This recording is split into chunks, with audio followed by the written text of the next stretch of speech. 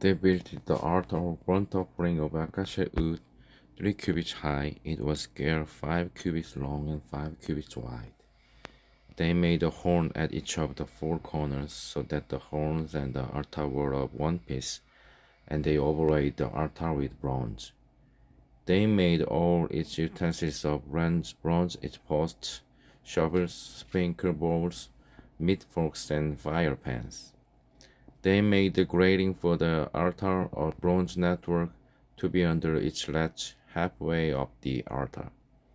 They cast bronze rings to hold the poles for the 4 corners of the bronze grating. They made the poles of acacia wood and overlaid them with bronze. They inserted the poles into the rings so they would be on the outside of the altar for carrying it. They made it hollow out of boards. They made the bronze basin and its bronze stand from the mirrors of the women who served at the entrance to the tent of meeting. Next they made the courtyard. The south side was 100 cubits long and had curtains of finely twisted linen with 20 posts and 20 bronze bases and with silver hooks and bands on the posts. The north side was also 100 cubits long and had 20 posts and 20 bronze bases with silver hooks and bands on the posts. The west end was 50 cubits wide and had curtains with 10 posts and 10 bases with silver hooks and bands on the posts. The east end toward the sunrise was also 50 cubits wide. Curtains 15 cubits long were on one side of the entrance with 3 posts and 3 bases, and curtains 15 cubits long were on the other side of the entrance to the courtyard with 3 posts and 3 bases. All the curtains around the courtyard were of finely twisted linen. The bases for the posts were bronze. The hooks and bands on the posts were silver, and their tops were overlaid with silver, so all the posts of the courtyard had silver bands. The curtain for the entrance to the courtyard was made of blue, purple, and scarlet yarn and finely twisted linen, the work of an embroiderer. It was 20 cubits long and, like the curtains of the courtyard, 5 cubits high, with 4 posts and 4 bronze bases. Their hooks and bands were silver, and their tops were overlaid with silver. All the tent pegs of the tabernacle and of the surrounding courtyard were bronze. These are the amounts of the material used for the tabernacle of the covenant law, which were recorded at Moses' command by the Levites under the direction of Itamar son of Aaron the priest. Bezalel son of Uri, the son of Huru, of the tribe of Judah, made everything the Lord commanded Moses. With him was Oholiab son of Ahisamach, of the tribe of Dan, an engraver and designer and an embroiderer in blue, purple, and scarlet yarn and fine linen.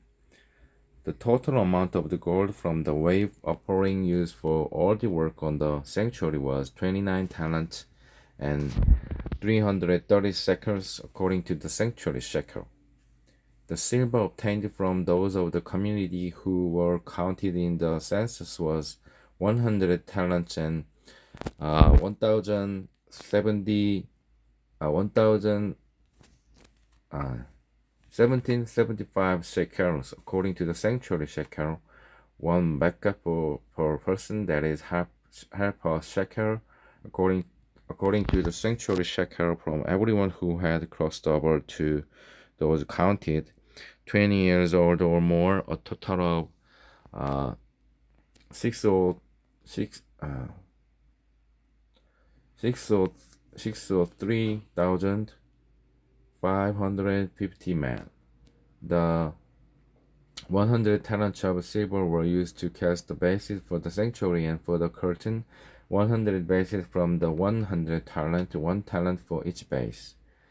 They used the 1775 shekels to make the hooks for the posts, to overlay the tops of the posts, and to make their band. The bronze from the wave offering was 70 talents and 2,400 shekels. They used it to make the basis for the entrance to the tent of meeting, the bronze altar with its bronze grating and all its utensils, the basis for the surrounding courtyard and those for its entrance, and all the tent pegs for the tabernacle and those for the surrounding courtyard. From the blue, purple, and scarlet yarn, they made woven garments for ministering in the sanctuary. They also made sacred garments for Aaron, as the Lord commanded Moses. They made the ephod of gold and of blue, purple, and scarlet yarn, and of finely twisted linen. They hammered out thin sheets of gold and cut strands to be worked into the blue, purple, and scarlet yarn and fine linen, the work of skilled hands.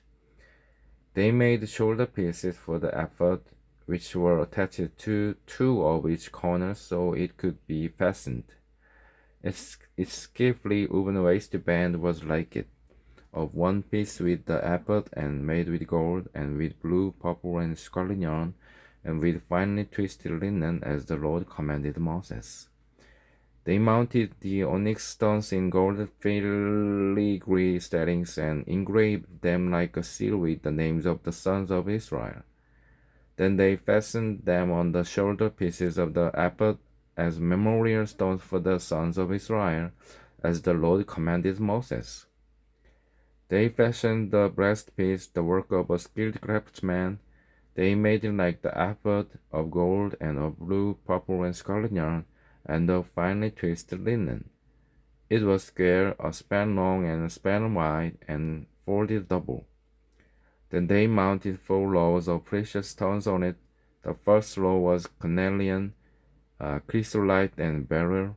The second row was turquoise, lapis lazuli, and emerald. The third row was jacinth, agate, and amethyst. The fourth row was topaz, onyx, and jasper. They were mounted in gold filigree settings. They were 12 stones, one for each of the names of the sons of Israel, each engraved like a seal with the name of one of the 12 tribes. For the breastpiece, they made braided chains of pure gold like a loaf. They made 2 gold filigree settings and 2 gold rings, and fastened the long rings to 2 of the corners of the breastpiece. They fastened the 2 gold chains to the rings at the corners of the breastpiece, and the other ends of the chains to the 2 settings, attaching them to the shoulder pieces of the ephod at the front. They made 2 gold rings and attached them to the other 2 corners of the breastpiece on this inside edge next to the ephod. Then they made 2 more gold rings and attached them to the bottom of the shoulder pieces on the front of the ephod, close to the seam just above the waistband of the ephod. They tied the rings of the breastpiece to the rings of the ephod with blue cord, connecting it to the waistband so that the breastpiece would not swing out from the ephod, as the Lord commanded Moses.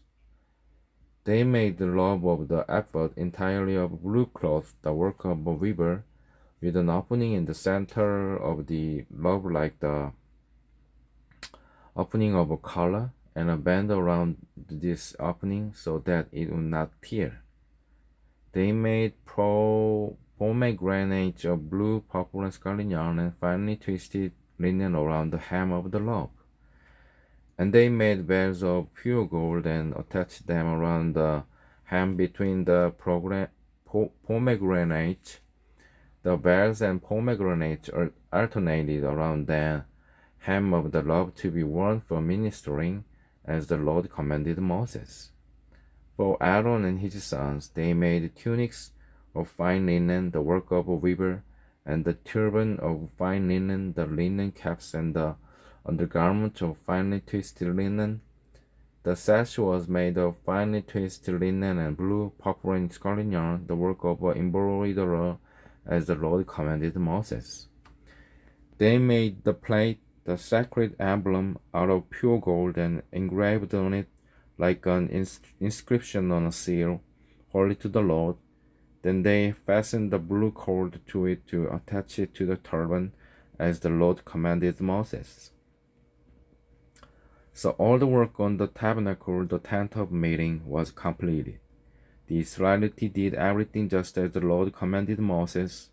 Then they brought the tabernacle to Moses, the tent and all its furnishings, its clasps, frames, crossbars, posts, and bases, the covering of lambskin dyed red, and the covering of another durable leather, and the shielding curtain, the Ark of the Covenant law, with its poles and the atonement cover, the table with all its articles, and the bread of the presence, the pure gold lampstand with its row of lamps, and all its accessories, and the olive oil for the light, the gold altar, the anointing oil, the fragrant incense, and the curtain for the entrance to the tent, the bronze altar with its bronze grating, its poles and all its utensils, the basins with its stand, the curtains of the courtyard with its posts and bases, and the curtains for the entrance to the courtyard, the lofts and tent pegs for the courtyard, all the furnishings for the tabernacle, the tent of meeting, and the woven garment worn for ministering in the sanctuary, both the sacred garment for Aaron the priest and the garment for his sons when serving as priests. The Israelites had done all the work just as the Lord had commanded Moses. Moses inspected the work and saw that they had done it just as the Lord had commanded. So Moses blessed them. Then the Lord said to Moses, "Set up the tabernacle, the tent of meeting, on the first day of the first month. Place the ark of the covenant law in it, and shield the ark with the curtain. Bring in the table and set out what belongs on it. Then bring in the lampstand and set up its lamps. Place the gold altar of incense in front of the ark of the covenant law, and put the curtain at the entrance to the tabernacle. Place the altar of burnt offering in front of the entrance to the tabernacle, the tent of meeting. Place the basin between the tent of meeting and the altar, and put water in it. Set up the courtyard around it, and put the curtain at the entrance to the courtyard. Take the anointing oil and anoint the tabernacle and everything in it. Consecrate it and all its furnishings, and it will be holy. Then anoint the altar of burnt offerings and all its utensils. Consecrate the altar, and it will be most holy. Anoint the basin and its stand, and consecrate them. Bring Aaron and his sons to the entrance to the tent of meetings, and wash them with water. Then dress Aaron in the sacred garment, anoint him and consecrate him, so he may serve me as a priest. Bring his sons and dress them in tunics. Anoint them just as you anointed their father, so they may serve me as priests. Their anointing will be to a priesthood that will continue throughout their generations." Moses did everything just as the Lord commanded him.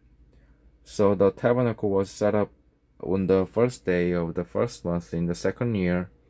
When Moses set up the tabernacle, he put the bases in place, erected the frames, inserted the crossbar, and set up the post. Then he spread the tent over the tabernacle and put the covering over the tent as the Lord commanded him. He took the tablets of the covenant law and placed them in the ark, attached the poles to the ark, and put the atonement cover over it. Then he brought the ark into the tabernacle and hung the shielding curtain and shielded the ark of the covenant law as the Lord commanded him. Moses placed the table in the tent of meeting on the north side of the tabernacle outside the curtain, and set out the bread on it before the Lord as the Lord commanded him. He placed the lampstand in the tent of meeting opposite the table on the south side of the tabernacle, and set up the lamps before the land, as the Lord commanded him. Moses placed the gold altar in the tent of meeting in front of the curtain and burned fragrant incense on it as the Lord commanded him. Then he put up the curtain at the entrance to the tabernacle. He set the altar of burnt offering near the entrance to the tabernacle, the tent of meeting, and offered on it burnt offerings and grain offerings as the Lord commanded him. He placed the basin between the tent of meeting and the altar and put water in it for washing, and Moses and Aaron and his sons used it to wash their hands and feet. They washed it whenever they entered the tent of meeting or approached the altar, as the Lord commanded Moses. Then Moses set up the courtyard around the tabernacle and altar and put up the curtain at the entrance to the courtyard. And so Moses finished the work. Then the cloud covered the tent of meeting, and the glory of the Lord filled the tabernacle. Moses could not enter the tent of meeting because the cloud had settled on it, and the glory of the Lord filled the tabernacle. In all the tribes of the Israelite, whenever the cloud be lifted from above the tabernacle, they would set out. But if the cloud did not lift, they did not set out until the day it lifted. So the cloud of the Lord was over the tabernacle by day, and fire was in the cloud by night, in the sight of all the Israelites during all their troubles.